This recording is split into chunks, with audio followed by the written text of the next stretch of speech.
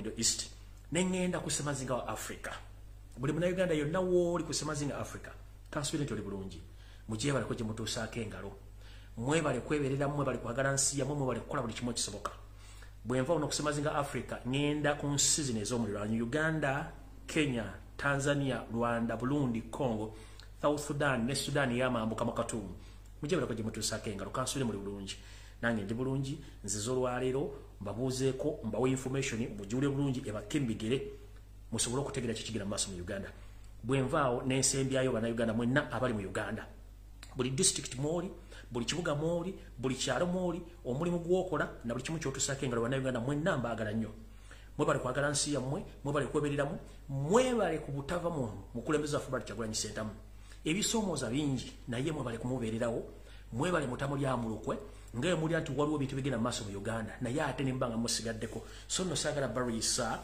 ngaye yajja okusaba eri ate tutudde mu kuniigiina ate njala batuusa kubanga nkimanyi mukozesa data mungi nnyo abalobudde mulina butono ate nimbanga musobola okubanga muliza information yange so njala kubaza mwe nabawuliza n'abagoberezi bange mwe bali kumbeerako mwe bali butanvaako mwe bali kulwana ntalo gye siri kubanga nzulumu banne base entalo ne zibalukawo nze simanyi nako nine muzirwana muziggusa so njala bebaza mwenda abavujjirira struggle mbaagala nnyo newankubadde mwaggwamu amaanyi njagala kubasaba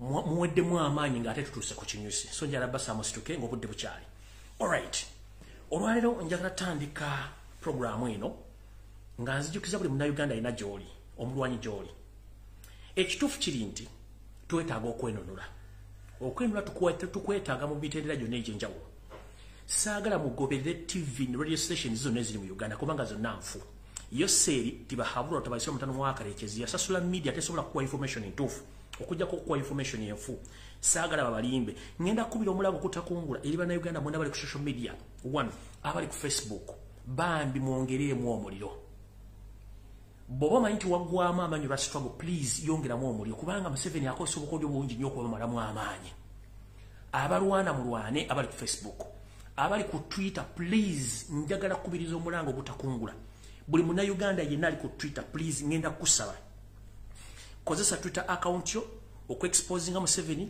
ebikolwa byo by'obutemu ebijjudde enge bibali mukola please mutuyambe mu exposing omuntu oyo kubanga tukooye efuga bbi n'okuba nti batta banna Uganda mu ngeri ey'ekyeyononero wetwogere lwaliro waliwo akatambula ku social media akamuganda ffe Kakwenza mukalabi bulungi nnyo nkyakanoonya wano nesidoza sinnakafuna nkyakanoonya wano kamala okulaba wano mala okulaba wano akakakwenza lindako mala okulaba wano nkafunyeeko nendoza mukalabyeko nyinza okuba wano kanvuddeko njagala mukwate akatambi ka muganda ffe Kakwenza mukatambuze ku Twitter, ku Facebook, ku WhatsApp, ku Instagram, ku Snapchat, mu UN, mu AU, mu EU,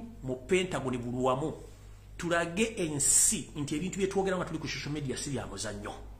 Era mutambuza akantu ako. Njala kutumira ku baganda mwenna ba Twitter warriors mwenna bali ku Twitter bawandiika mwe bali nnyo mulimu gomokola. Video tennatandika nkyali ku sinatukola na kigula lugi. Njala kubaza muganda Faustin Masaba we bali mulimu gwokola okubiriza abantu ogenda ku Twitter. Njala kubiriza muganda wange gobayita muganda ngomulala Faizo Mayanja abera ku Kyoto ne page abakubiriza ogenda ku Twitter. Njala kubaza muganda ngo tuyita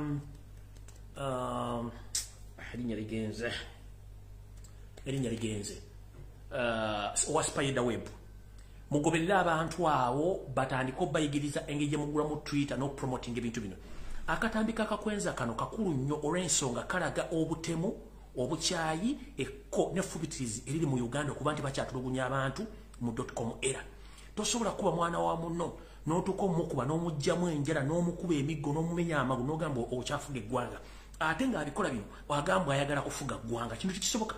It is impossible. Era chovola bagadi mukwate abali ku Twitter mwe bali nyo bali ddala abali ku Facebook abali ku WhatsApp abali ku Messenger namwe banyina fene baganda baffe mwenna abakolera ku TikTok mbagala nyo mwe bali kola era mwe bali kutambuza information na ye nabagamba mukendeeze ku Twitter entertainment mutandika okukola ebintu ebiconstructive nga biyamba eggwanga lyaffe okuyamba bannammwe video ziba zirese nga zeetaga abaana buyambi mukizikole abeetaaga information okulaakulanya eggwanga muzikozese nembaga mukozese platform zammwe in future zijja bafuukira ekyobugagga oba ekintu ekiyingiza ensimbi so bagane mwena bali ku TikTok mbaagala nnyo mwebale kukola mulimu mwebale kulaga talent gye mulina kubanga buli munnayuganda yenna asobola kubanga tulina talent esobola okukola ebintu bino so nno mwenna njagala bategeeza era njagala tandika n'akayimba kano mutegeere nti omuntu azaala ekibi era naye abeera kibi omukulu Yoseri Tibahabura Tabasire mutano mwaka njala mutagire mutange Janet Kembabazi mutange na buli mwasobola kubanga njagala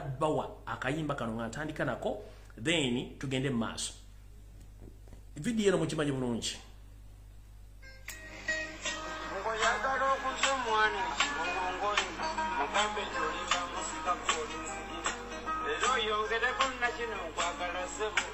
Mwana benina yegwanzingira nabali ololi bomaze okulilishiba obuloli ekigendo okutunya abantu nga okyatebya kagenda ensonga eyo wali akadinyomi naye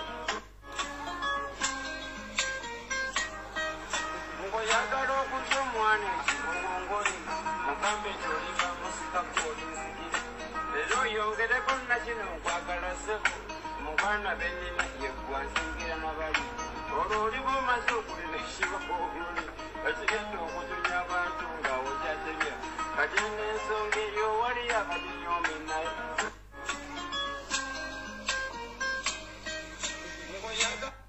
okay sigenda kalwako mutambuze video ya muganda feka kwenza mutambuze video ya muganda fe Maseruka ku Instagram ku Facebook ku Snapchat na buli wamu muwandikire EU muwandikire AU muwandikire buli embassy yonna nga mugisindikira obubaka nti bannayuganda bangi abatasobola kufuna media okubanga balaga tocha zaabwe Muhoozi Kanyirugaba agamba ayagala fuga eggwanga ate mugwira ebikolobero byakola mu Uganda n'ekitabo Yosef Tabasire mutano wakalekizi abatandise okwagala okutta abantu okubamala mu Uganda nga ate bibakola byennyini biri mabega biriki bimenya amateeka njala tutandika n'ekigwaroji ekigwaroji kyayo njagala kigende eri Bannayuganda yenna ayagala struggle ekigwaroji kya leero njagala kigende eri Bannayuganda yenna ayagala struggle. One, nzize mbasomesa emitendera Museveni gyayitamu okwawulamu Bannayuganda n'okukola ebintu bye kye tuyita divide and rule.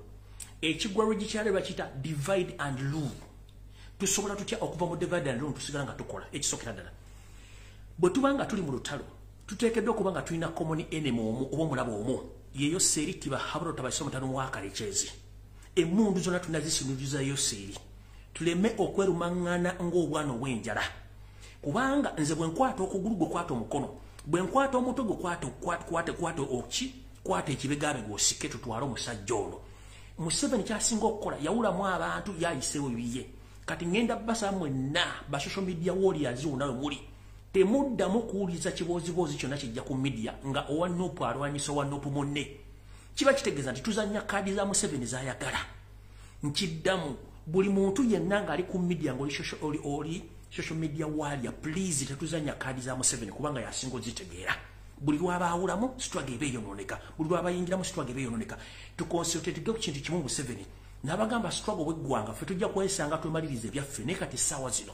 the moment kasita tutandika okweyuza amasaati ye Museveni aba akola kino akikoze ebintu bingi nnyo abitadde ebintu bingi nnyo kuba nti ayawulamu abantu bano ffe kitajja kukkiriza so ngenda basaba nti olwalira ekigwalogi kya leero tu focus tudde ku mulamwa ebintu by'okuyomba eby'okwerumangana eby'okwekuba tebijja kukola tusigale ku struggle nga tukola ekintu kimu nti twagala struggle egguke kubanga buli muntu alina olubimbiro lw'okuggusa so si nti ate buli muntu alina okulumba munne ebintu by'okulumba tubikomi era omuntu yena goda nga azanya kaadi za Museveni nga wa Nuupu atalwanyisa wa Nuupu oba wa Nuupu akuba wa Nuupu kiba kitegeeza nti ezo kaadi za Museveni zasinga okwagala tukimanyi tetuli batuukirivu naye ate tulina omulamu omutuufu gwe gw'okulumba Yosef Tabasire mutano wakalekizi omukuba left and right and center okuba tumujja kuki mu bintu byonna ebiriwo ekirala ebiboozibozi ebitambula ku media muleke bisharinga bibajja ku mboozi ennene nabagamba Yoseri agenda kukola buli kyayagala okubanga abajja ku media n'okubabuzaabuza nabagamba Museveni agenda kwokya buli ekyetaagisa okwokya mu Uganda naddala mu Buganda wakati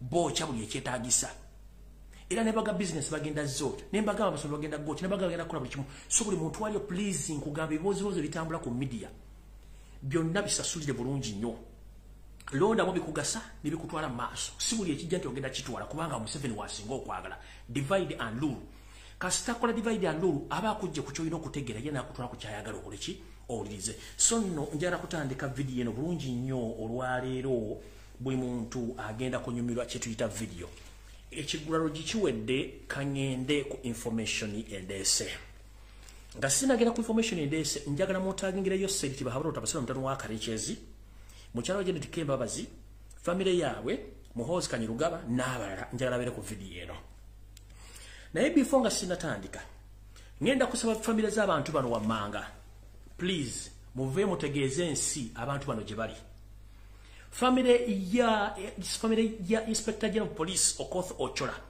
please muve mutegeeze ensi Okoth Ochola ali luddawa family ya Moses Ali muve mutegeeze Moses Ali ali luddawa family ya Jacob Olanya muve mutegeeze ensi Jacob Olanya ali luddawa family ya General Eli Tumwine muve mutegeeze ensi abantu bano gye bali otherwise bana abantu bagenda kutta public figures mpola mpola ng'omulambo bajjayo gumuli baguteeka waawo ekyo ne kiggwa kubanga bakimanyidde bagenda tutuuse ekiseera nga tuli immune ku bantu abafa public figures nga we don't care ekyo kijja mpaka nga kituuse mu nju olwo n'olumwa n'oga nedda ekimala kimala nkiddamu bana basajja bazanya ekintu bakubba ejjinja mu kisaka ne bateekawo ekintu mutakifaga oyo afudde agenze katutandika okumanyira nti gunne bwafa we don't care nenga tetumanyi value ya muntu oyo mu Uganda gyalimu ye system egenda okujja nga batta omuntu ne tubeeraawo yafudde agenze kiwedde nenga abantu bano Museveni kyayagala okukola soko jjo abantu bonna abamanyi history abantu bonna abategeera wuzi Museveni babajjewo omu ku omu ekiddako tugenda kubeera immune yenga akola byayagala right now omuntu bwafa we don't care nenga ate ekintu kiki ebintu bigenda maaso nga tubiraba kati njala tandika olwalero na information yero tulika tugende maaso Luli najja ne bagamba nti ngenda nali njagala kukola program nga njogera ku Honorable Segirinya Muhammad naye ne bagamba no kansoke holding mu katono olw'ensonga information gyenfuna eyinza okuba nga yeetaagisa Honorable Segirinya nyine okujja okweyogerako ng'omuntu kuba saagala kusala kigambo na kuwayiriza muntu naye njagadde mutegeere lwaki Honorable Segirinya Muhammad ali mu komera era lwaki tasobola kuvaayo kwogera bintu byalina kwogera ekisookera ddala Honorable Segirinya Muhammad gwe nina okwogerako yekka ebisigadde eno information nagijje mu drone zange nedala gyenzize nkola etandika bwette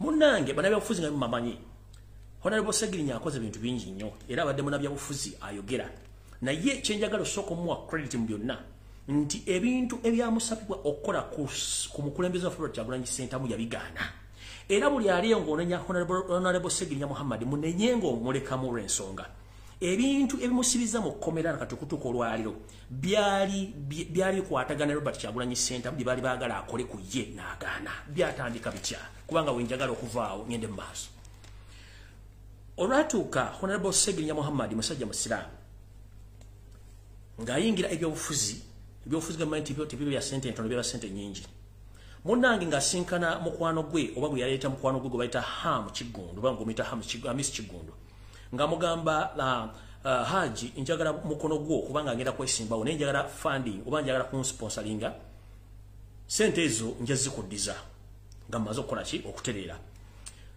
Ham kye yakola ng'atandika okupoka omusimbi ng'aguwa Segirinya Muhammad nga Segirinya akola byalina okukola nga munnabyabufuzi unfortunately kabaka Katonda ng'amuyamba nga Segirinya ayitamu Hamu Kigundu ssente zino teyaziwa Segirinya ng'ambuulira nti ssente zino azimuwako kikuuku kintu ki ye yamuwanga buwi ssente Segirinya ng'akola byalina okukola nga munnabyabufuzi nga biyitamu olunaku lwatuuka nga ssente zakimulaetinze Honorable Segirinya ng'amala okuwangula akalulu bw'amala okuwangula akalulu gundi Hamu Kigundu Hamis ayita Segirinya amugamba jangu Segirinya agenda sinkana Hamu ng'amugamba munnange nno manyi nti nina wenjagala nkutwale olina bwolina okusinkana tubeke ensonga zetwogera ku bintu bya ssente kumbe batwala Segirinya ono ng'abamutwala tamanyi bamutwala mu mmotoka gye bamutwaliramu mwalimu ne Muhammad Nsereko eyeyitame bwa Parliament wa Kampala Central bamutwala nga bamutuusa ewa Muhoozi Kanyirupama bamutuusa ewa Muhoozi Kanyirupama nga Muhoozi Kanyirupama muga nti ssente zobadde bakuwa okukozesa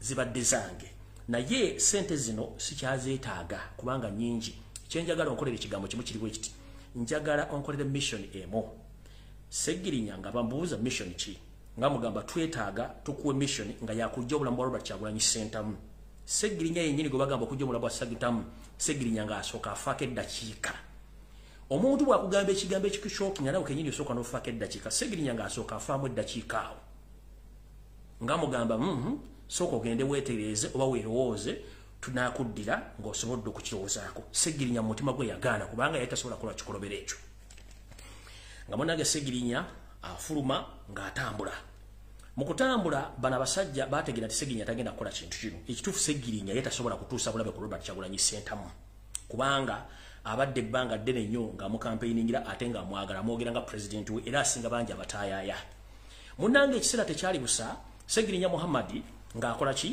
nga alinnya agenda e Netherlands gye yagenda mu biseera ebyo nange baali bantadde emabega w'emitayimbwa emikono gye gitawuumira muwemba Segirinya bw'atuuka e Netherlands yali yagenze mu ssomero bakola mikwano gye bwe yawulira amawulire nti bankutte naye n'ateekamu amaanyi ge naye Katonda nga bw'atabeera na programu ntuufu kubanga ye amanyi kiki kigenda okuliberawo enkya munnange Segirinya olwava e Kampala ng'agenda Netherlands kumbe Muhoozi Kanyirugaba n'ekibinja kye kyaba mafia ne bategeka okutandika okusaanyawo bannayuganda mu disitulikiti y'e Masaka n'okuteeka entiisa mu bannayuganda nga bateekawo Bijambia group eno ya Muhoozi naye ng'edumibwa omusajja gwe bayita Kale Kalekezi Kayihura nga batandika okusawa bannayuganda naddala abantu ab'ensalo y'e Masaka babatemaatema okwagala obbattamu abantu abayitirivu era batta munnange balo basaawa nga banoonya ani gwe bagenda okikwasa bo nga bagaka tugenda kiteeka mu Segirinya Muhammad munnange musajja mukulu teyamanya mission ki eyaliwo omubegaawo Segirinya nga ava Netherlands ng'akomawo e Kampala olwali okutuuka e Kampala nga bamukwata bamugamba nti gwe ne Ssewanyana mmwe mubadde emabega w'okukola ki w'ebijambiya bino ng'amukwata nga bamussa munda mu kumussa munda bamuwa condition nti twagala oveeyo olumirize Robert Kyagulanyi Ssentamu nti yali emabega w'okutema abantu bano n'ebijambiya era n'akabinja ke akabayeekera Segirinya Muhammad omusajja omusiraamu ng'agamba kafuuwe sisobola kulumiriza Robert Kyagulanyi Ssentamu kubanga bino tabimanyiiko naye kennyini bino sikola ki sibimanyi era nga Segirinya akola ki agaana nga wabeerawo akavuyo akaaliwo nga bazanyisa maama omuzannyo maama omuzannyo nga gumulemerera maama ne bagezaako muwa ssente ne statement azikole bate Segirinya ne zigaana essaawa zino we twogerera waliwo obukwakkulizo baagala okuwa kya Segirinya Muhammad asobole okuba nti bamujja mu kkomera naye ng'omuzannyo guno nagwo munene gutya nabagamba nti ekigendero kya Museveni kyamutwala e Congo waliwo ebintu bingi nnyo bye twamusuuza teyagenda embu anoonya ADF wabula yali agenda teekayo obubinja bulumirize nti bukolagana Robert Kyagulanyi Ssentamu kwata omusajja wa Katonda musibire emabega w'emitayimbwa era mu kintu kino kyenyini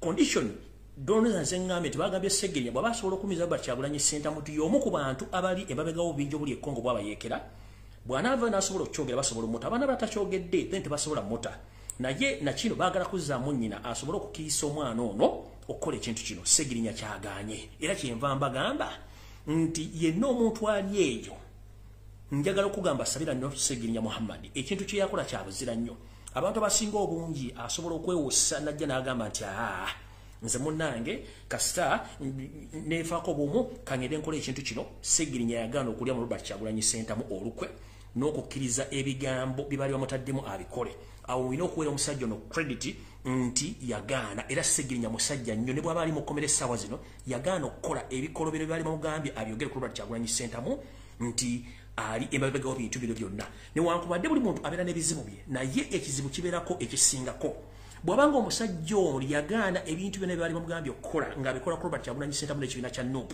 he deserve respect era yeetaaga okulwanirira buli muntu ali eyo please gezaako nnyo okulwanira obulamu bw'omuntu aba akoze ekintu ekyenjawulo Segirinya Muhammad he deserve respect era newankubadde omuntu oyinza okumwendako akakukoba kaki ne tukkirize nti omuntu kyaba akoze kiba kyamaanyi yandibadde tali mukumi oba ndibadde yakkiriza ddala naye yagamba kino sigenda kikkiriza era sijja kikola era yagaana okikola ngenze mu maaso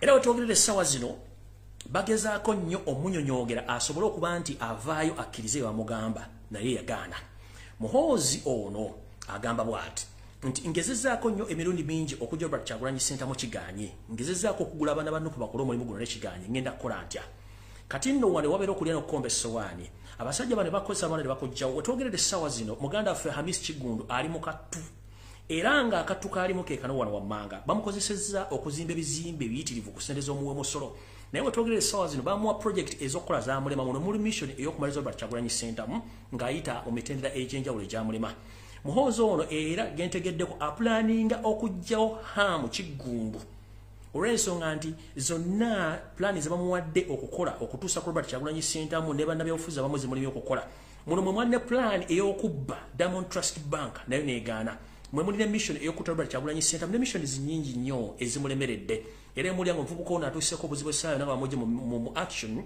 temubuuza ani abakikoze eyo nno information gye mbawadde ekwatagana ne kwezo ensonga kati video entuufu etandise naye olunaku lw'enkya nnyinza okuwalirizibwa okudda nga amaze okufuna ku nfunye information gye njagala okubategeeza ku nsonga ezimu eziri crucial ezikwatagana ku ssomero lye bayita SMAC awenkomye kati ntandise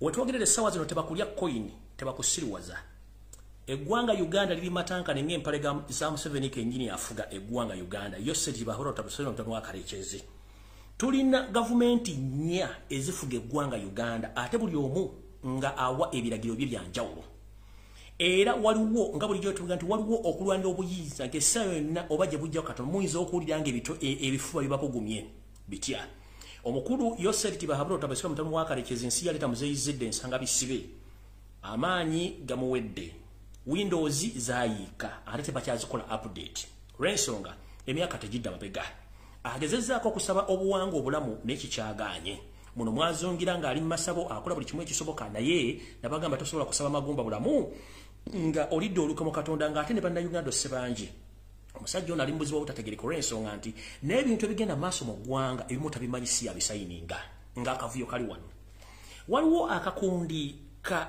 Janet Kembabazi Mama Assassin Mother of Death aina akakundi ke kalimu ani ye kennyini Mama Assassin kalimu muwala we Natasha kalimu mutabani we eyawasa muwala we gwe bayita Audrey Lwabwogo omusezi atunda ebiwowoolo akakabinja k'abantu basatu kamu ke kasooka n'akamuseveni kakubiri waliwo akabinja ka Salimu Sale ye alina gavumenti eyine yawa orders akakabinja kakumeka kakusatu akabinja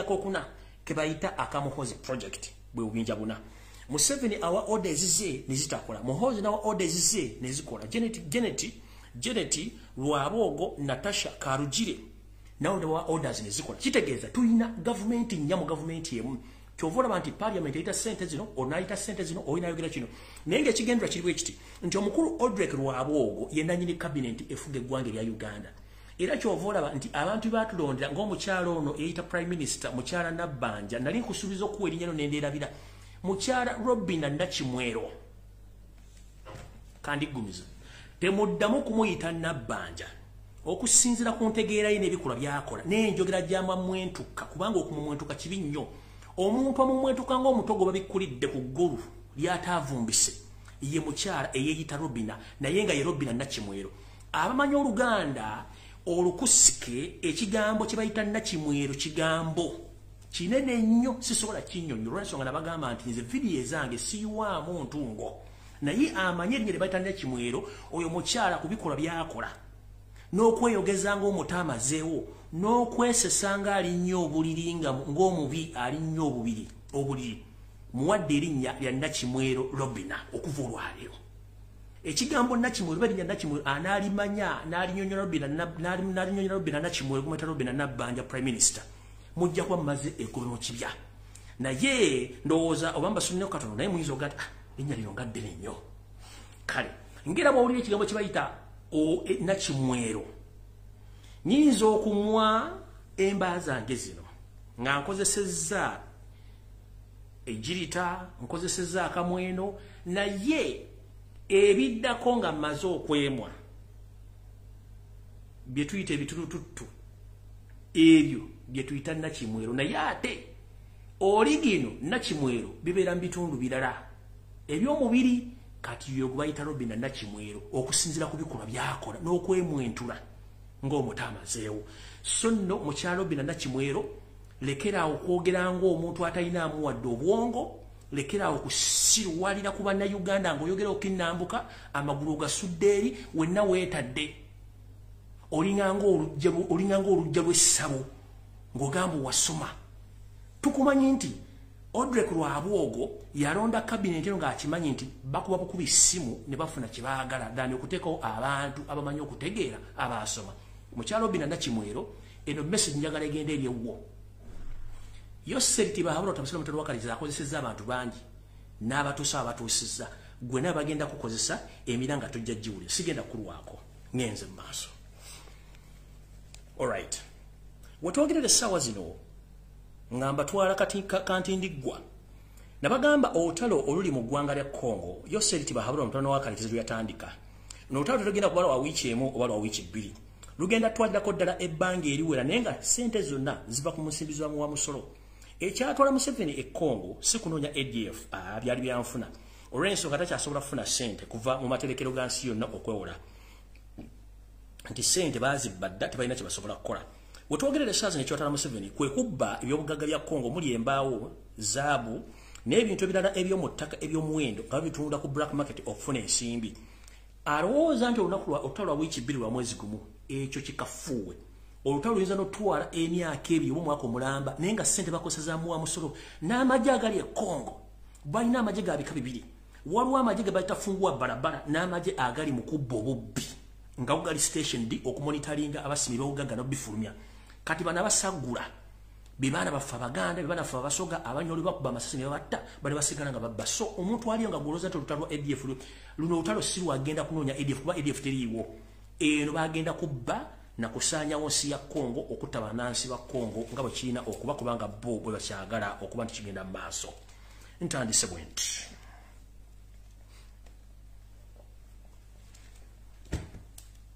kamala okuggulako wano 1 minute mumpemu eddakiika emu.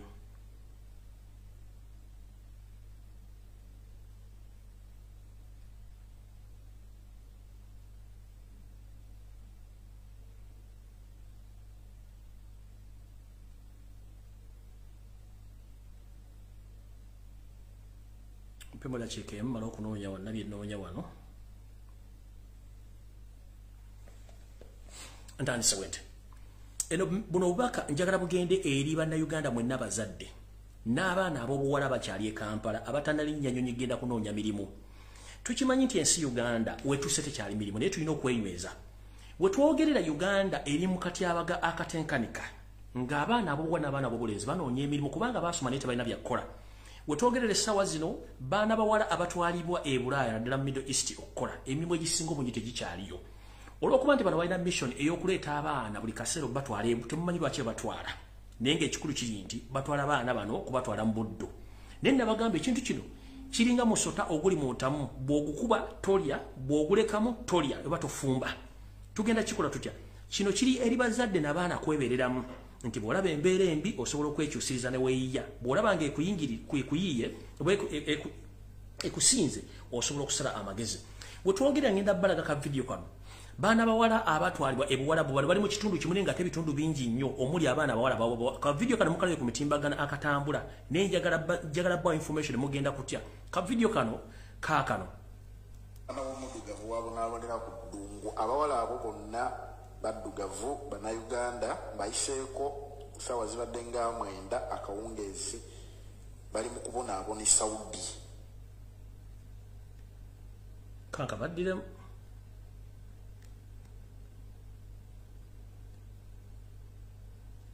omuddugavu wabonaabonera ku ddungu abawala abo bonna baddugavu bannayuganda bayiseeko ssaawa zibadde nga 9 akawungeezi bali mu kubonaabona Saudi.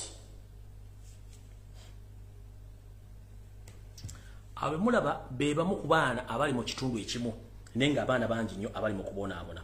Njagala nzanye ka vidiyo kano mukawulira akalala ntandike programu nga bw'erina okubeera muwulire bulungi nnyo ebibatuukako nga temumanyi. Kaakano abaana b'abantu batunze President Museveni otunda abaana b'abantu challenge naye muddidde abaana b'abantu batunze President Museveni otunda abaana b'abantu. Challenge me if you're not doing that. Because bana bakola bino osobola go directly and they stop it. Mukulu Kayonde. Gamo mukulu Kayonde. Mukulu Kayonde. Guru. Tuliziganye Mukulu Kayonde. Akiliya ngabana b'abantu batunda mbudde Saudi Arabia akomyawo. Mukulu Kayonde tuliziganye. Akomyawo because buno bwe mutunda buddu. Omukulembeze w'eggwanga yavaayo n'alunga. Njagala President Museveni, you challenge me if you are not promoting slavery. You are selling Ugandans under labor export. I want to challenge you. This is labor export. Baana bano abagenda ba domestic work abagenda mu mayumba. Mukulu Kayonde katusooke. Abagenda mu mayumba. Bwe baba tebali free nga batulugunyiziddwa to walk away even to talk or voice for themselves. Nabadde mu ministry eggulo. Ngwa ministry abuuza aba voice bakola migrant workers voice ekula bit ne mubuuza, do you know the meaning of what you are talking about? Can you translate it? It is a migrant workers voice, which means you have denied them a voice. Therefore they are your slaves. Mukulu Kayonde. Yes. Njagala tuwuliziganye bulungi. Bw'ovaayo n'onenya omukulembeze w'eggwanga okubanga ya promoting slavery. Let him challenge me that is not doing that. Ekiwandibadde okimenyawo. Sagala kukimenyawo. President Museveni bwe batovuddeeyo. I don't want to go political.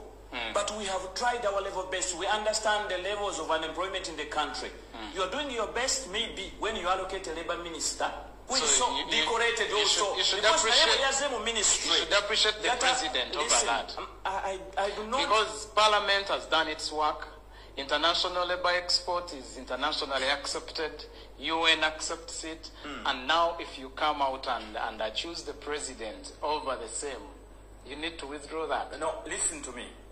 The president must come out and boldly tell the public what are they doing clearly. If at all we are selling Ugandans to Saudi Arabia, where they still promote debt bondage and this whatever kafara system. Kafara system is a sponsorship.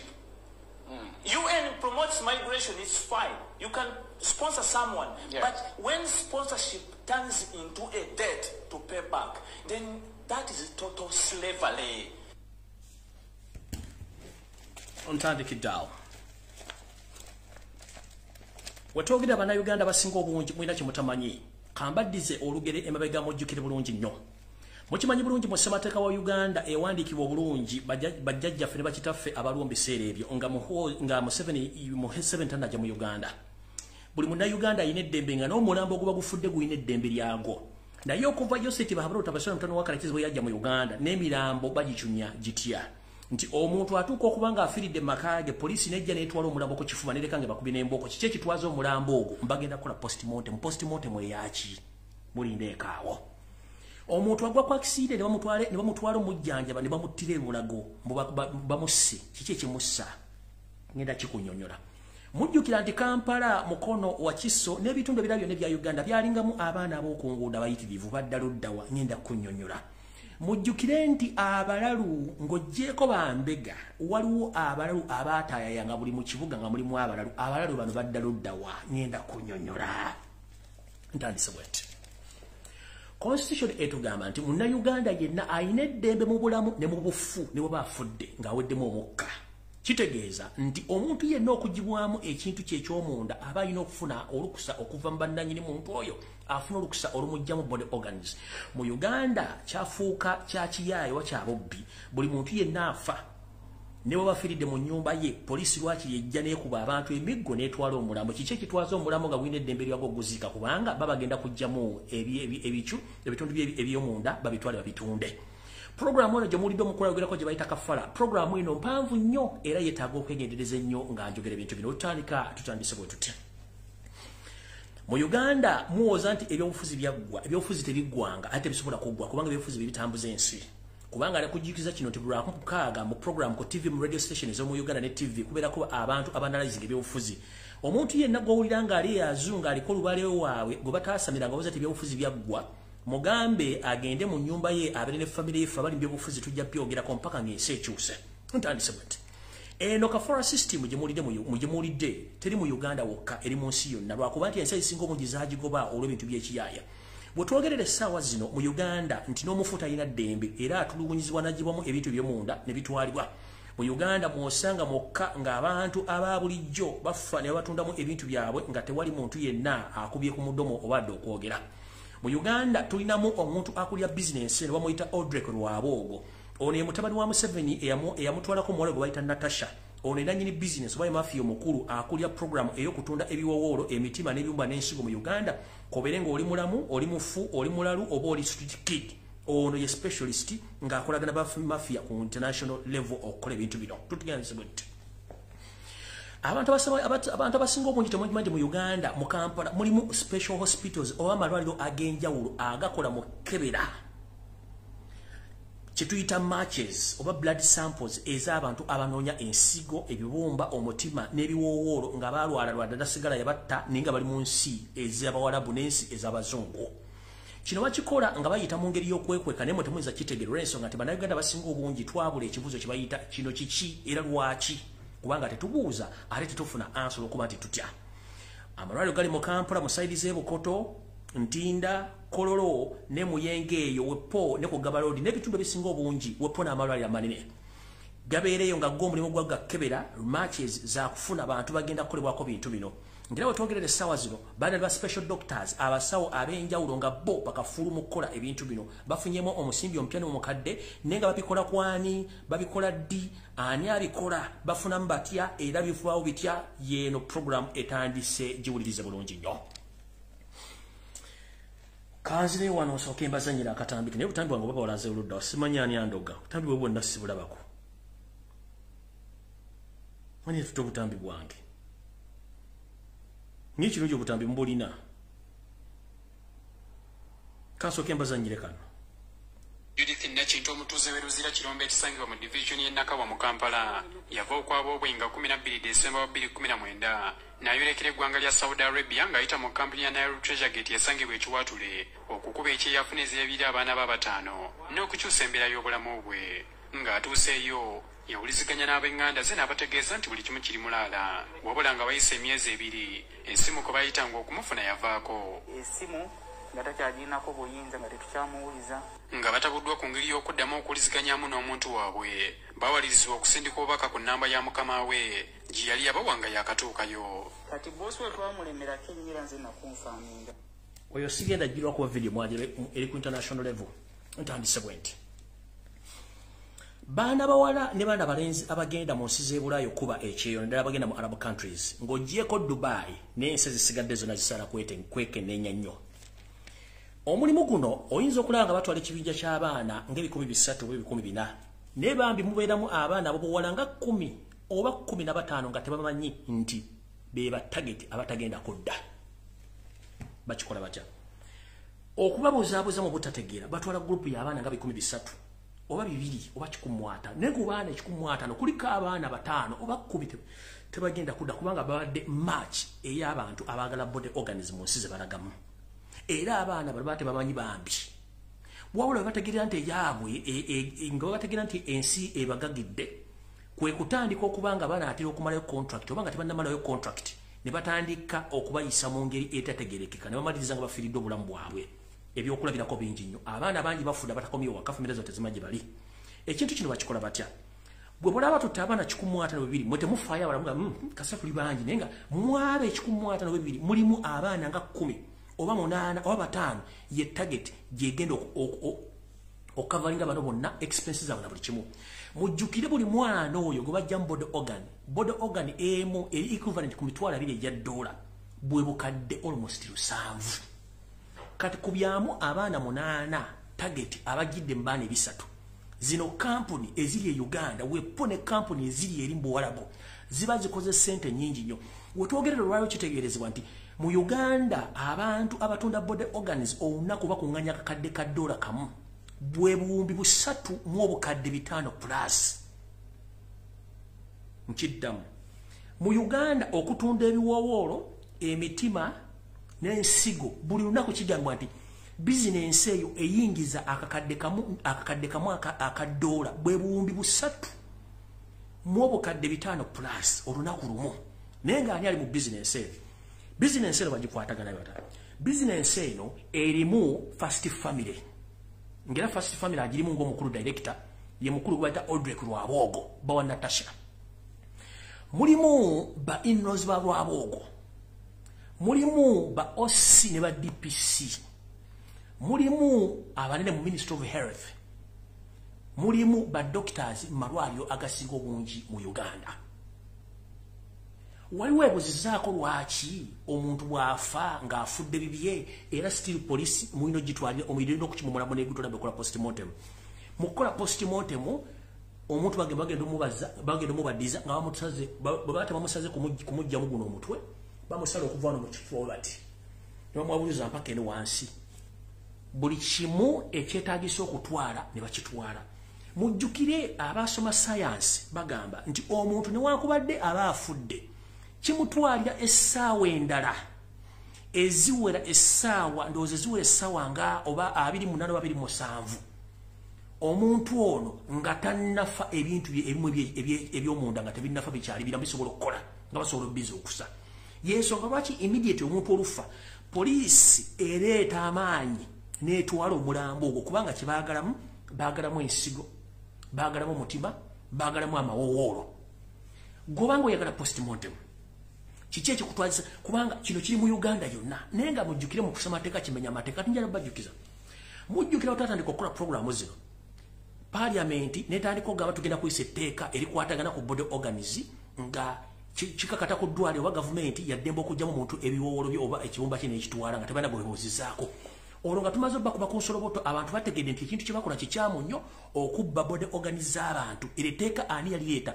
Etteeka yalireeta ye Odrek Lwabwogo ng'ayita mu musanji munne oba musajja munne kati akola ng'ayita musanji munne ne eyita Anthony General gwe bayita Kiriwa Kiwanuka. Kiriwa Kiwanuka nga bakolagana ne Odrin Karugire oba Odrin Karugire. Odrin Karugire kati ye yawasa muwala wa Museveni. Kati Odrin Karugire ne Kiriwa Kiwanuka ono Odrek Lwabwogo yabakolera package n'abagamba kati muwandikire netteeka lifuuke etteeka mulitwale mu parliament bali discussingeko nga kimaze bakwata. Mujjukire mu nsi ezaakulala omuntu ne bwaba afudde lwaki aleka awandiisa ekiramu nti bwenfanga ekibumba kyange omutima n'ensigo birina gabyo bantu abo ababyetaaga kyetuyita donation oba donating. Mu Uganda ekyo tekiriiwo gwe bwofa. Kati bano abantu waliwo ebuzizaako kiri kye mbagambye nti omuntu bwafa waki poliisi ejja n'etwala omulambo n'ekuba n'amasasi bizinesi egenda mu maaso. DPC bali mu bizinesi, OC bali mu business, ba doctor bali mu business, State House eri mu business. Kati ntandise bwenti omwana ne bwafira ku kyeyo poliisi y'okukisaawe ekola buli kimu ekisoboka n'okola nti omulambo ogutuuka bamu ne baguziika nga family tegukebedde kubanga kiri mu order okuva mu State House. Order eweriye Odrek Lwabwogo omulambo ogutuuka ku kisatu gulina kuvaawo, gulina kugenda direct kuguziika kubanga tebaagala gukebera kubanga sente wezi. Imagine omulambo gumu oba omwana omu. Kati kino bakikola bati basooka ne batandika business eno yatandika mpola ne batandika okujja ku baana ba street nga bakwata ekiro babatwala ng'abasadda kabajjamu ensigo ebibumba ne bamala ku street. Ba street kid bonna bavanga Karamoja n'abaana bavanga mu Buganda. Mukyala abaana abangi ku ba street kid tebakyaliko. Ne bajja ku balalu. Abalalu bali mu categories bbiri. Waliwo abeefuula abalalu bambega ba gavumenti abo we bali. Naye abalalu abasinga obungi banoonye buli kibuga kyonna we baali tebakyaliwo babakwata dda babasalaasalamu ne babasalamu ebibuma ne babitwala n'amawolo babitunda ne bavaawo ne bagenda ku buli muntu yenna agudde ku accident with immediate effect. Accident olugwa kasita muga police waguddewo accident poliisi batwala kipayo buli gwe bayingiza mu mbeera gye bayingiza mu ddwaliro nga wodi batuusizaawo abamu babattana bussi era olwokumala okubatta ng'abajjamu ebintu byabwe babateekawo. Bizinesi weeri era etambula bulungi nnyo kubanga bakikola bakimanyi. Kati bavudde awo ne bagamba tulina kukola tutya ne baga kati tulina okuba nga abantu batwalira ddala gye birina okusibuka gye balina okubeera ne babatwala. Kati basitula muntu mulamba nga bamutwala bamukola kye baagala bafuna ssente. Mbagambye omwana omu afiira ku kyeyo ng'afiirire mu bintu bino eby'ekisulo bamujjako bamufunamu emitwalo 2 ejja $, bwe bukadde almost 7. Kati jjukira companies bazitadde ne mu byalo zaatuuseeyo nkiddamu. Companies zitwala abaana ogenda okukola n'ebyalo zaatuuseeyo naye ziri mu Buganda wokka. Mpozi ne Busoga zitandise okwambukayo. Kati zino company ekizireeta kuno oba ekizireeta n'ekizikozesa gwewuunye lwaki company zino ne bwe tukuba endulu nti abaana babandi bafiira mu biyumba abaana abandi tebasasula teri anyiga kubanga kampuni z'abanene of course zikola omulimu mulungi nnyo okufunira abaana bano emirimu ne waliwo ekintu ekikusike ekyokuttiramu abaana abangi abaana bafunamu ssente naye ng'ekintu kino bizinesi ebadde etambulira ddala ebbanga ddene olw'ensonga nti be bali mu byebufuzi njala ombulira eno paliamenti era etuddeko neeteesa ekintu kino kubanga paliamenti era bano bebagirina babawase ne bakola ki ne basituka kati ngenze mu maaso nga mbabuulira ebintu bino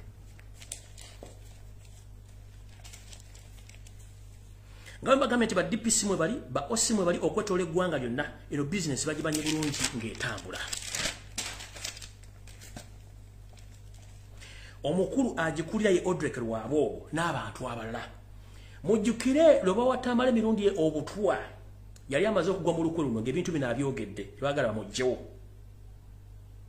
n'awona era naye akyabaliko tannabata referral hospitals zonna mu Uganda zikimanyi bulungi nnyo nti guno omulimu gugenda mu maaso teryayogera senior police officers bakimanyi bulungi nnyo teryayogera Minister of Health ekimanyi bulungi nnyo teryayogera naye nga bannyinaffe ne baganda baffe wonna abafiira e Bulaaya ebintu ebibatta tebitegeerekeka olw'ensonga nti eno bizinensi egenda mu maaso eno bizinensi nga bwembaga nti yatandikira aba street kid nejja mu balalu nejja mu bantu ba accident aba boda era kyova olaba nti gweweebuuze mu constitution tekikkirizibwa muntu kuba nti bw'aba nga agudde ku accident kugibwa mu bintu bwe baafudde postmortem bagikola bagijja ku kibumba ku mawoolo ku nsigo kuki kitegeeza ekigenda mu maaso mu Uganda kinene nnyo kati wano wenjagala mu ntangiriro y'Osero Tabasira mutano wa Kalechezi ne famire ye yonna mbabuulire ebintu bino era mbitegere bulungi ngenda sooka bazza ye mabega muwulire bulungi ekisookera ddala saagala Munnayuganda yeekubya emizimu egitali gya famire ye era njagala muterere mu layini bulungi nnyo muwulirize bulungi mumpulirize ensonga zino gwagamba nti ebyobufuzi bikwatako nkulayira bigenda kukwatako economically ebyobufuzi bigenda kukwatako one wetwogerera ababbi bonna abali mu Uganda basinga obungi batandise okutunda ebintu byabwe genda ku bibanja ku Facebook ne ku mitimbagano egisinga obungi kubayita marketplace ogenda sangako abampe bibano nga batunda ebintu byabwe batunda amayumba batunda amayumba batunda amataka batunda buli kimu naye nga webuuza abitunda yabijja ludda wa tutandise bweti akatambi kali bwe kati Muhoozi Kanyerupama manyi kuno ku video kwoli mwazanya ekibozibozi n'ekitawo Museveni ogende Rwanda ng'okosa ennyonyi y'eggwanga okubuzaabuza abantu batunda project yo nakugamba gwe tolinawo osobola kufuga Uganda bw'olikola otya one toli Munnayuganda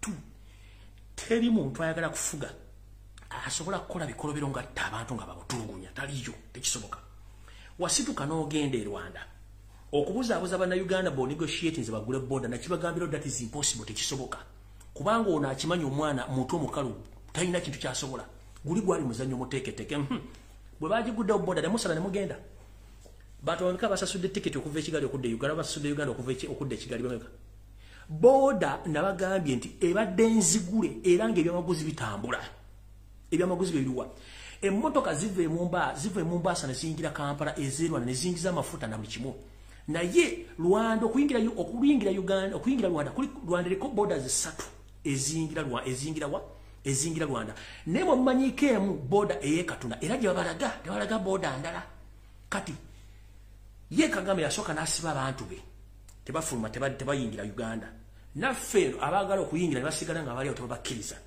okuyingira Rwanda ng'oli Munnayuganda buli munyalo tekwanga ona endagamuntu original ate endagamuntu zaabwe ziri mu system uva kwene ya Uganda nkunyonyola endagamuntu y'omu Rwanda bakwata bukwasi nini namba ye Rwanda bagiteeka mu system neekulaga mu system ne ku Google zinza okubanga kweziri kwata ya Uganda ogiteeke mu Google oba gisearchingeko bw'onofuna details zonfa ng'ate yabbanga lya myaka 10 giggwako batokyali Munnayuganda so oli bagenda kuzanya muzanyo gwa kuleeta mwana ono naye ng'akimanyi bulungi tekisoboka omuzanyo gwayise era bwe gwayise TVC eyabadde okukavalinga abantu abadde bagenda e Rwanda yabadde NBS ani yabadde abuuza Kanole Mugisha buli lwa Kanole Mugisha ng'alina w'ayimiridde alina by'abuuza mumanye nti eyo state ye staging ekintu kino okubalaga nti Muhoozi wali talina kyagenda kusobola era talina kyagenda kukola kubanga eyo project egenda tama bw'ogamba ogenda kufuga Uganda ekisooka tune Munnayuganda kikisooka ekyokubiri teri muntu ayagala bukulembeze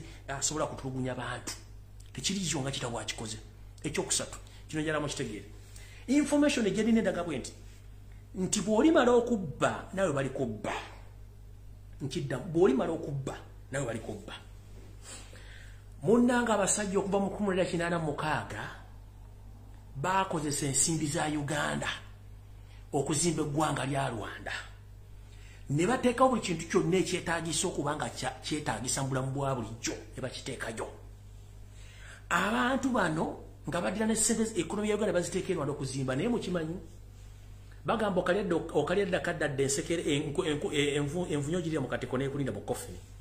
Munnanga information gyenina sebo omusajja oli tayagala basajja bano kuddayo, ayagala basigale nabo bafiireyo emaali agikwate yonna agyeddize kubanga ye missionary. Sekawuka kaali kakulube okalaba okola ki okadduka. Eyalimu omusota bw'olaba omugwodduka ono omwami akimanyi bano abayeekera ebikola bakola mu Uganda basobola obbikola ewuwe. Kati njala bagamba ekitundisa abantu bano ebyokulwanyisa ebyobibigo bakimanyi. Tebakyalina wadde n'ensimbi n'embusinzi bateekerwa Rwanda zonna ziri seized. Property ziri seized. Kyokka tebasobola kukkiriza n'omuntu n'omu kuyingirayo. Mugende ku bibanja babaga nti babitunda. Essaazi no information gyenfunye nti eyita General Salim Salakanda nako ne mu North ayagala kudduka ayinza okuba yadduseeyo. One, ya spending sente nyingi nnyo mu kugula ettaka lya Northern Uganda ng'ayagala teekayo estate n'okubbirako eri abantu bali. Afeirinze okufuna abaguzi abagula ettaka n'okudevelopinga kubanga n'abagugira baabiganye. Kino yafunye force okuva mu indigenous Northern Ugandans abatandise okugenda against his business. Era olutalo olugenda okusuutuka emmanga engulu tumugenda dotegeera.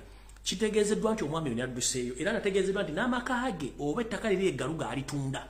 Batandise okweggyako property zaabwe mpolampola kubanga bakimanyi essaawa yonna ekintu kyabika. Kati gwe munna Uganda mu kifo ky'okudda okuwandiika ebbaluwa okukola buli kimu ekisoboka oli awo akonde maaso kikyoyagala. Abasajja bali ku pressure ekintu kiyidde bakolako kusindika busindisi muli wano. Nabo bakimanyi tesaana bagenda fe tuganye okukola ekintu kino ekiri wano kimulabira kukola. Kati wetwogerera essaawa zino abantu bano buli alina ekintu kyonna tasobola kifunako kubanga baabisiizi nga teri muntu asobola kufuna kintu Rwanda. Kati Kagame akimanyi bano bamafiya tasobola bakkiriza kujja mu nsi ye.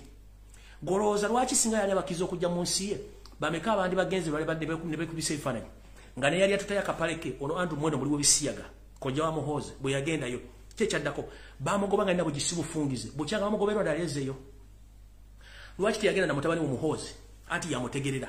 Lwaki Muwenda oyo asirwala muliwo bisiyaga teyagenda kuwerekera mutabani wa Muhoozi e Rwanda anti yamutegerera? Lwaki teyagenda? Kubanga akimanyi akasajja kabategeera bamafiya babbi bamala okukola ne banyaga eggwanga Uganda ne bateeka e Rwanda n'omuyayi ne n'abizingako byonna yagitutte.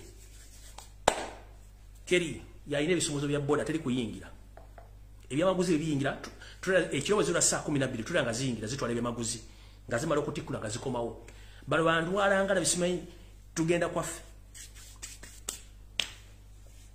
Oyo eyita simanyi myuka Minister of Finance eyagamba simanyi bannayuganda temusooke mulidde okwogendera mwagamba ensalo bagigudde bannayuganda bagenda.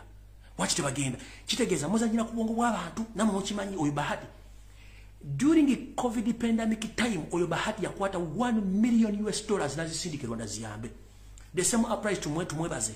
N'abala bangi basindika ssente Rwanda nga bannayuganda bali mu kufanjala byonna property bazitwala bazikwata. Kati njala babuulira tebabalimbanga nti waliwo enkolagana n'ensi eyo.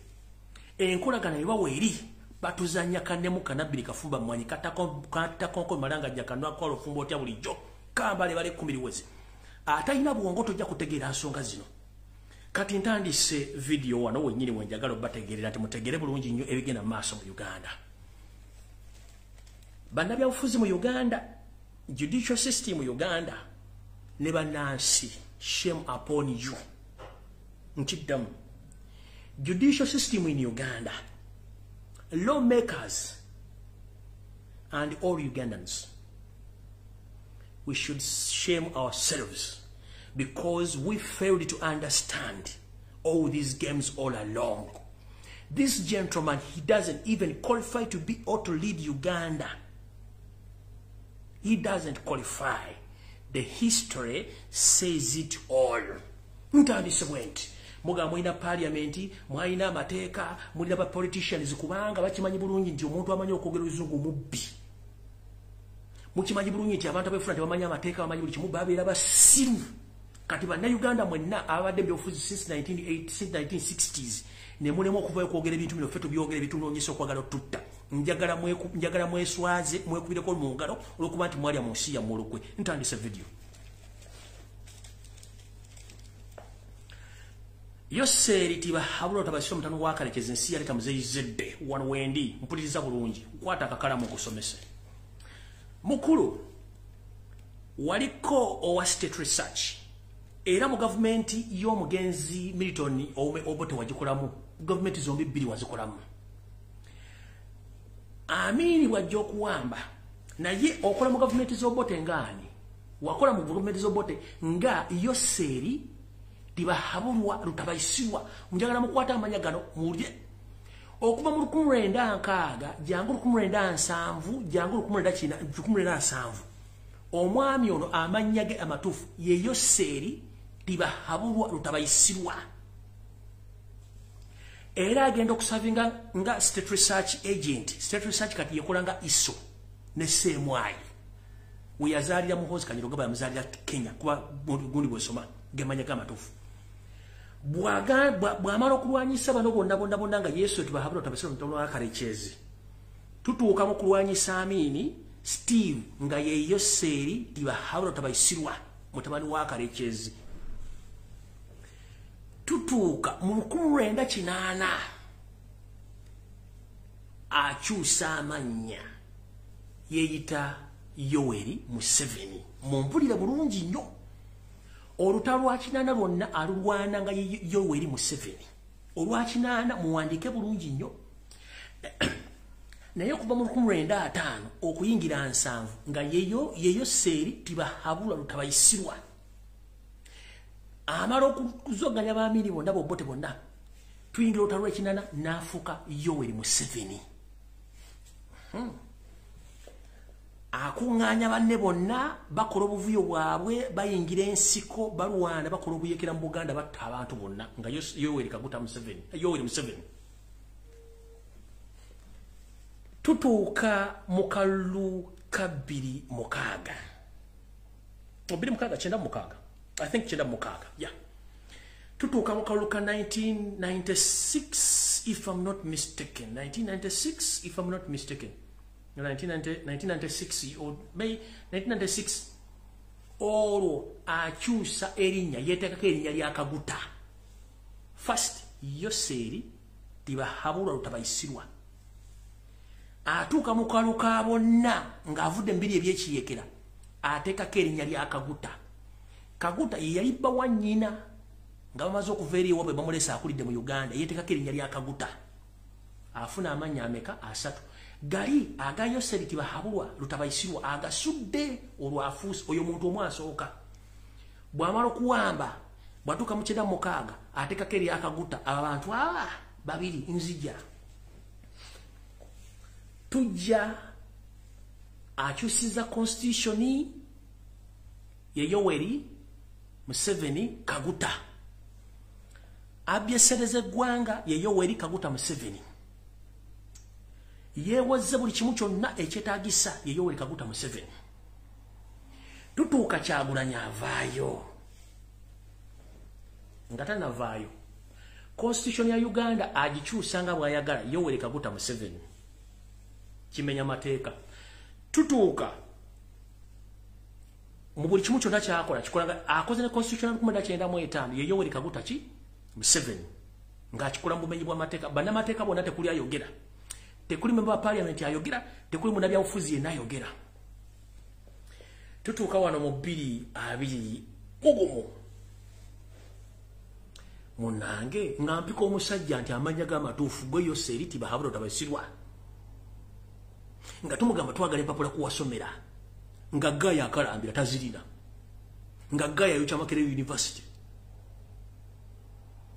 nga Gaya yefuula ekirala kimulya tugende Tanzania teri mpapula teyasoma tusindikiza omusajja leeta qualification zo tazirina abagezi nga bamugamba nno oyo muyaye kakutteko bw'oba oyina empapula zolina nga ziri mu manya ga Yoseri zijjeeyo omuyaye kyeyakola nga ajjayo nga agenda nga nkyusiza amanya nze Yoweri Tibahabulwa abantu bafuse oyafuse wakumeka wakusatu oli yasoka Yoseri tibahabulwa lutabayisirwa mu kinana amaze okuwangula mu kinana mukaga ateka keri akaguta nafuka eri kuva mu 15 yefudde ye Yoseri tibahabulwa lutabayisirwa tutuka mu kulwana mu kinana afuka Yoweri Museveni tutuka mu kyenda mukaga ateka keri akaguta abantu basatu akoze obuvyo bonna bali abantu bameka basatu tutuka mu 2 Kyagulanyi ajja tupika omuyayi twagala amanya g'amatuufu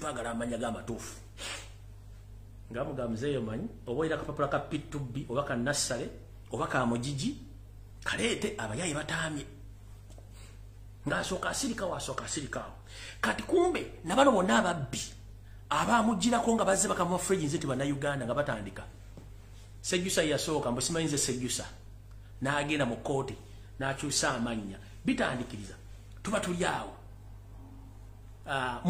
muntu naye agenze akyusiza amanya ekyo bakikola kubanga bamanyi waliwo omukulu ogubalaga nti si Bannayuganda tebatokedwa kubeera mu Uganda wadde okweriranya Uganda baze batandise okukyusa amanya weebuuza amanya bakyusa gaaki kubanga bakimanyi waliwo abatandise okuanalyzinga ensonga okuva ku bana babulijjo be basasula fe point blank tekuli producer tekuli editor ensonga tuzoogera nga bwe tuzoogera tetwagala kumanya tupampinga Yoseri mugamba gwe Yoseri tibahabulwa utabayisirwa mutabani wa Kalechezi agagamo 7 gonna gakiyaye birigomu Kyagulanyi ajja tupika omuyaye tumugaleta qualifications beba bitinkula omuyaye nga tavanga tagama nti ye tibahabulwa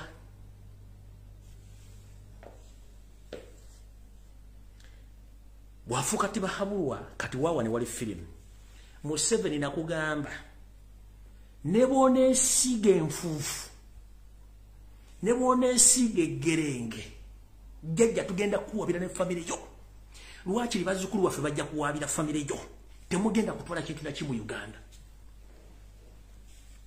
kambere kiriya nnyo ku nsonga ene temulina kebere toyi kebere engatto era gwe Janet nkusaasidde mama asasine nawe amanya go sigwe Janet gwe eriyo gwe Janet negerige wetu mujene gwe kembabazi nawe tetumanyi uvona budo nenjitawo tetumanyi nenyoka tumanyi nawe oli kakundika nakakyusa amanya munange omwami wamalo kyusa amanya abantu bana twagala kubuuza okuva mu 1955 ono musajja yani mu kinanda abantu ani atta Bannayuganda afuze gwanga ani alifuga era alifuga ngani tugenze maaso tugenze ko kwanjula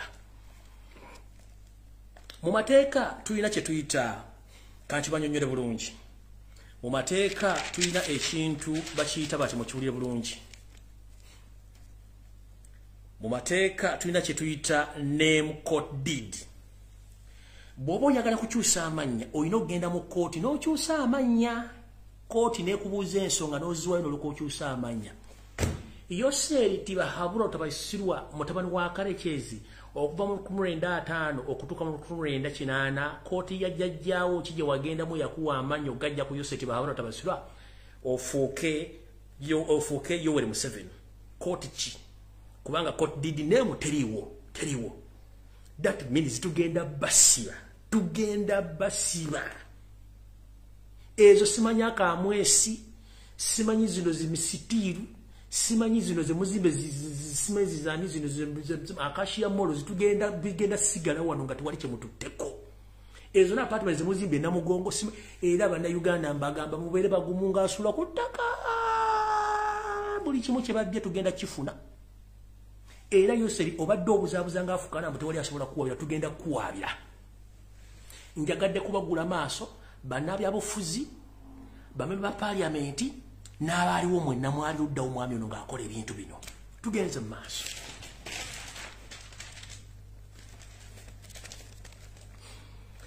nkuddizayo Kebabega okuva mu 1955 omwami ono ye Yoseri tibahabulwa lutabayisirwa bwetuuka mu kinana ye Yoweri Museveni alwana wangula tugenda mu kalulu ka bonna tuvudde byekiyekera atekako eryakakuta oyo akyuka afuze eggwanga akyusiza constitution naye nga si Munnayuganda n'eggwanga terimumanyi kati olwaleero mu 2021 ng'afuuka Yoweri tibahabulwa Museveni kaguta Eranga Electoral Commission emunominatinga nga Yoweri Tibahabulwa Museveni Kaguta. Simba wakati yao. Oli okuva mu 1905 okutuuka mu 20 yani. Era by international governing bodies, World Bank and world leaders, you have been facilitating a person who is not known because he is not a true Ugandan. He's a foreigner, he's a refugee. This guy, he had changed his name more than 3 times because he's not known. Right now, he's known as Yoweri Tibahabulwa Museveni Kaguta. Remember, since 1950s, and his original document states that he is called Yoseri Tibahabulwa Rutabaisirwa, and he was working as a state research agent. In 1980, he waged a war against the previous regime. He nicknamed himself as Yoweri Museveni. Then later on, he changed from Yoweri Museveni to Yoweri Museveni Kaguta.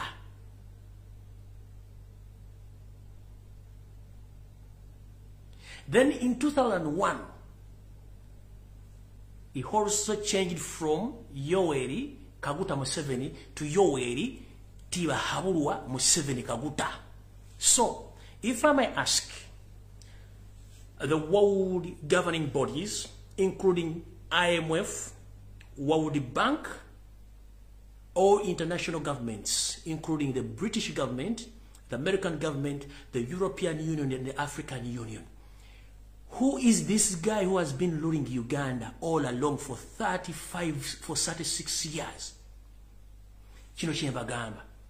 Bwe tugenda mu kkooti okuwabira abasajja bano, Bank of World Bank temutubanja wadde n'ekikumi, IMF temutubanja wadde n'ekikumi, kebere China temutubanja. Sente mugenda zibanja mu 7 gwe mumanyi kubanga talina wamanyikiddwa. Okuba kuli ekintu kino mukitegere bulungi nnyo. Essaawa zino we twogerera, ebiwandiiko byo byonna worldwide bamumanyi nti ye Yoweri Kaguta Museveni, so si Yoweri Tibahabulwa Museveni Kaguta. Mu embassy za Uganda zonna n'ebitongole bya gavumenti, omwami ono kumanya nti ali irigo mu Uganda oba ali irigale mu Uganda, portrait bibifaananyi bimukulembeze ebibeera mu office. Amannya gali ge yasooka okukozesa galiko signature yaago. Nakati ono bw'afuuka Yoweri Tibahabulwa aba alina okuba nga alina signature endala nga n'ebifaananyi biriko amannya malala.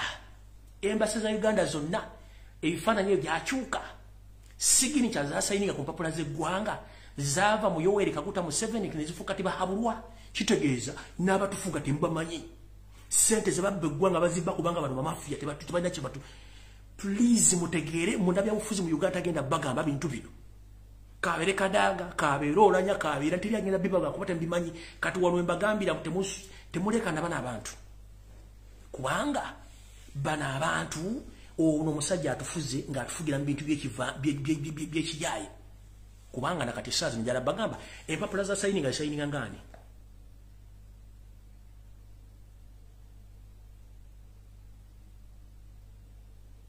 Empapula za sayininga ngani.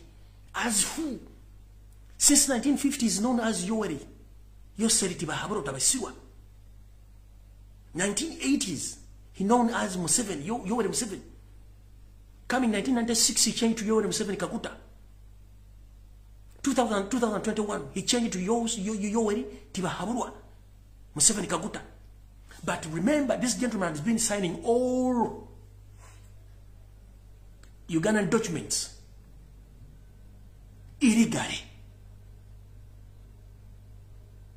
Kati sebo lijowe buzabuza mbusimanyi wefuula mbusimanyi toli munna Uganda se bannamateeka mwenna ne bapaliya ne bali ababufuzi temutegana bwe tuba tugenze mu mateeka nga gavumenti ekyuse Uganda tebanjiwadde n'ekikumi neki sente ezisayiningako se munna Uganda n'amanya tetugamanyi mmanyi kuno Museveni kuuli ondaba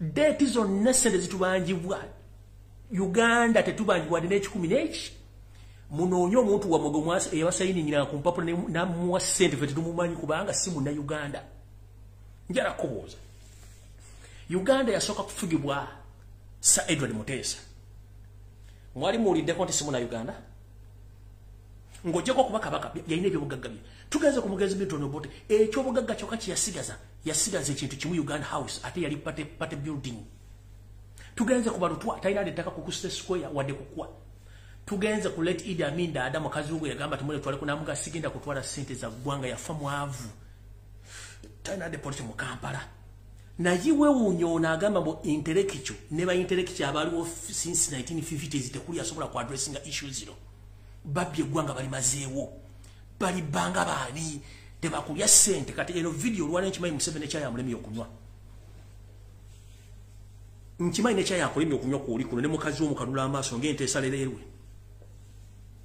kati mukulu onaine enkofu wano mu mutwe alinga akabizi kabitanga eyita mabirizi mbu yasoma mateeka sebo ebintu by'ekisubi ogenda waabira somero wabiro waaki to finding out omuntu gwokolera amanya ge yani saagala munda Uganda demu kwevuma ne mu Uganda muno era mwekube oba oli mu America oba oli luddawa please tubeere ne cause emu kubere wainale muzukuka kino kigenge kiri atabala kye kitasigadde waka omusajja simu na Uganda family simu na Uganda yesongola kibazi bakyusa amanya okitegera kino kibabula eno government bwechuka tebagenda sigaza adine kintu neki kubanga bina mbucha mujjukire nti waliwo munansi constitution ya Uganda ekuwolukusa okuwabira Museveni ng'omuntu nti simu na Uganda ere yawabira Kaunda owa Zambia nti simu nansi yawa mu UN ne finding out nebuza Kaunda obujulizi bw'obulaga nti muntu wa Zambia bwamubula Kaunda ne bamujja mu kulembeze munna Uganda ali mu diaspora munna Uganda ali waka osobola okuwabira yoseti bahabona tabasika mutono akalekezi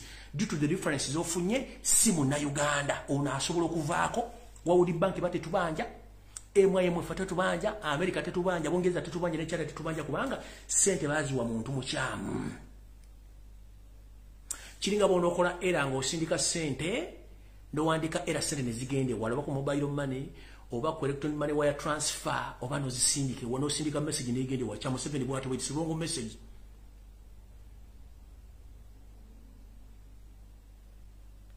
Museveni wrong message yagenda we yawaba nejja mu Uganda tebakulya sente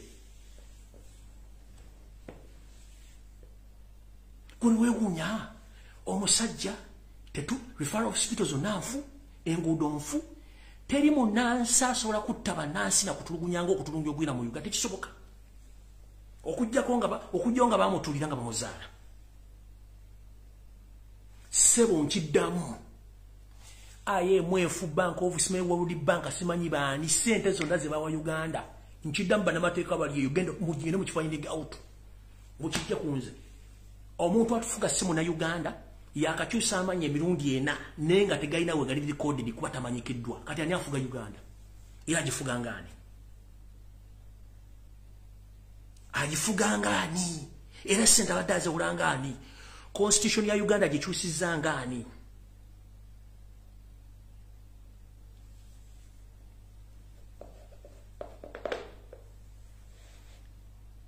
no down not anko kwa ne muna Uganda mu origino ne mwevuma ne kumba mwevumira ku kintu ekitaliimo ekitotasolando ngomusajja simu na Uganda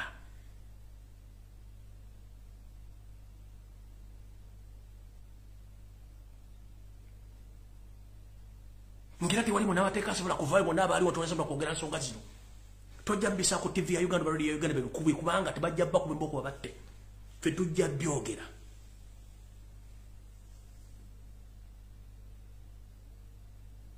kati encha kiyinza okumpaliriza okudda asoke mala okudda mu eno information sawo mukulu twagala okuva mu 15 oleete name code deed muwakyusiza amanya gano gonna ne sente za Uganda zobadde osayininga buli kimu kyonna oleete wano tugenda kusiba n'ebigere bikunyooke n'omulambo tujja kusiba mbuza ba ambassador bonna muri mu nsize mulimu ebifaananyi ne sayini ezisayininga ku papula za Uganda anazi sayininga ngani sayina ino okubeerako Yoweri tibahabulwa kuliko Yoweri Kaguta Museveni portrait zonna ziriko Yoweri Kaguta Museveni kyokka yalayira n'okumuwandiisa bamuwandiisanga Yoweri tibahabulwa Museveni Kaguta brain is a monkey teri munnabyabufuzi asobola kwogera kigambo kino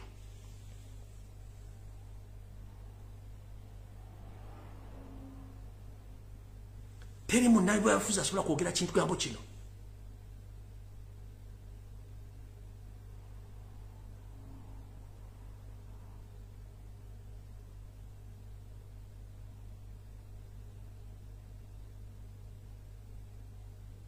Ugandans are suffering worldwide. The man is spending a lot of money by deploying spies across the world to silence Ugandans. And other Ugandans, they keep silent because they fear to talk. Remember, when you fear to talk, you die. When you talk, you die. So it's better you speak as you save your nation. This man is not a Ugandan. And his entire family, they are not Ugandans. Including this man called Sam Kutesa, it's a mafia. Ask why this gentleman was caught red-handed with a bribe of $1 million US. Why is it that he's not somewhere in a prison? Ask yourself, Sam Kutesa. He was assigned by Museveni to go and represent him in the United Nations as the chairman of the United Nations. But he was given $1 million in cash as a bribe for some missions in the UN. He took $500,000 US himself, and he gave $5,000 US to Museveni as a bribe. But the person who gave him that money is a Chinese or is the Chinese nation. He was jailed and he's still in jail right now. But Sam Kutesa is still moving because for us, we see it as an easy situation, no problem, because we know these people are thieves. We can't talk about thieves. Ntidam. Sam Kutesa musajja munyarwanda. Omubbi abye gwango dimarawo. Bemba mwagala okumanya nti ensi efuga bagwira ababbi. Oyo Kutesa Museveni yamusindi yamwandikira ebbaluwa n'agiramu omulimu mu UN. Nga yisente bwa UN. Omuchina n'akwata akakadde ka $1 n'akawa Sam Kutesa nga balina dirize bagenda okukola mu Uganda. Omwalina okuzimba ekibuga ky'Abachina mu bizinga bizinga by'esese. Sam Kutesa n'asigazako emitwalo 5 najwa Yosef bahabula tabasika mtono wakali kizinga enguzi. America n'ekimanya, America bw'ekimanya, ne China n'ekimanya, omuchina ne bamukwata. Ne bamuziwa bwekera mu sinu yakagitamanyiddwa kafufu. Ono bwe yadduka mu America yadda mu Uganda nga atuula. Teri yamukwatako. Ne tasobola kulinnya mu America kubanga America suspect ne exhibit number what? Sikyajjukira na code yezo. Sam Kutesa exhibit number be bantu abasajja batulina ababbi. Twate bulusa. Abantu mugenda tandika okulaba ensentufu bweri. Kino kibagambye. Teba muntu yenna akumanyira kubanga njala bategeza. Ne data yenna origino okuva Uganda yafuna independence ali mu migration yenna ya deletingibwa. Nchiddamu. Data wabana Uganda yenna okuva Uganda yafuna independence akwatagana ne migration. Yoseri tiba habalo tabasiwa mtanu wakana kizisi ya leta data bamushimura. Yensonga lwaki baga mufune passport yempya eza East Africa kubanga mbuziri jeno buli mbate sobola kujja nefuna passport ndege na mwejeke ya ya Uganda. Yensonga lwaki ndaga muntu ya myaka 10 kye kigenda okudda after myaka 10 kubanga bayingiza. They are pumping they are refugees into Uganda. No sanga muna Uganda nze sisobola kulanda muna Uganda muna kubanchi manyi. We are all Ugandans. Because a person who was born in Uganda is a Ugandan. Sisobola kulanda muntu era mbalabanga mystical ne bunayo bale mukuna kutya. Ekizibu kiri ekintu eki Yoseri tiba habula tabayisiba mutabani wakale ekizibu kya Uganda mu abasigadde. Mulinga masanyalaze. Amasanyaze bagava ko balubu tekola. Kati Yoseri ge masanyaze betugajja ko balubu sobola no jijjamu. Kwegenda okwata ministry kinga kulika amasanyaze gajja kukuba. Nebo gava ku ministry sobola gisumula ne bwa yaziteka mu kamwanozia. Kati sazi ne kitino kujja ko masanyalaze nga betugajja ko bana basigadde bonna tugenda kukwata bakwate bajja ko nabo badusina okudduka no nga bivudde namu. Teri awagira Museveni nga simubbi taliyo. Nobody supports Museveni who is not corrupt. Either all corrupt officials and public figures who are dealing in black business, they are the ones supporting Museveni. Because corruption is the order of the day in Uganda. If you want smart business in Uganda, you can't get that business because the end of the day, if you don't give bribe to someone, you can't do business in Uganda. Nobody. Nowhere you can do business in Uganda if you are not corrupt. So kati kyembagamba buli muntu ali eyo gula amaaso obitegere bwe bato ina budde bogena bitegera mbabulide bwada history okuva mu 1905 ani atufuga era ensimbi za Uganda badazi signing ngali baluya mu gula amaaso batugamba buli mu Uganda atekedde okusasula milioni 2 nsasula zaki nazisainingako abadazi baye mu Uganda nzisaininga nzisasula ngani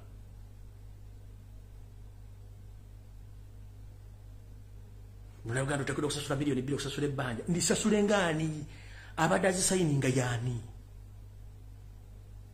era mwe abatandika kagamba kaganti anafuge gwanga lino mwali batufu era mbatumiddeko eyatandika kagamba ani afuge gwanga lino kajjambo ekitegeza mwali kempe gazibaga mu buzani afuge gwanga lino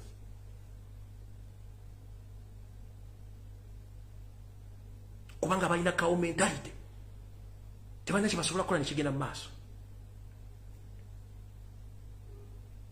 So tomorrow nyinza okudda ne information ekwata ku ssomero lya SMAC. If not so nja bategeeza ndabasiwaako ddenja ninga mbategeezezza. So no mukama 13 mpera tusinkane any day, either tomorrow or any other day. Nenga na information yaro bawa egenda batiisa mugenda kutya ensi n'olw'ensonga eyo mukama 13 mpera nenga mwenna abalwana ku social media bambi mulwane mugezeeko okulaba nga mulaga ensi Uganda nga buyimiridde mugende ku Twitter mugende ku WhatsApp mugende buli wamu njalo tumira ku bantu mwenna abakola ku social media ku renkyukakyuka bambi mwebale nnyo mwebalire ddala mwebale kukola mulimu ogwo temujjanga okwo buli akola ina ku social media please mukole omulimu ogwo ebintu by'okuyomba ebyokulwanagana okujjako nga muzanya divide and rule card za Museveni if not so omulabe waffe Museveni kasitavaako bwati kiba kiwedde bisigadde byonna bijja kwesortinga out buno bwonna simanyi divide and rule sime byonna bijja kgenda ekintu kirya ki naye oyo muhoozi Kanyerupama tategana kugamba mbu alina waagenda okwesiba simanyi okumulonda totegana Kakwenza kiwamukoze kimala n'abala kimala tukooye mukaba bakumbe mwana